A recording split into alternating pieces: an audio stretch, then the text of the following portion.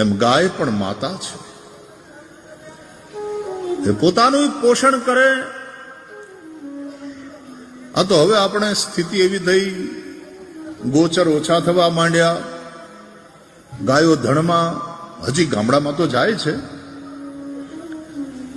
પણ એ આખો દિવસ પોતે ફરે, ચરે અને દૂધ બને. એ પોતાના વાછરડાને જેટલું ના આપે એટલું આપણને આપે. એ ગાયને દોઈ લઈને પછી આમ મૂકી દે છૂટી,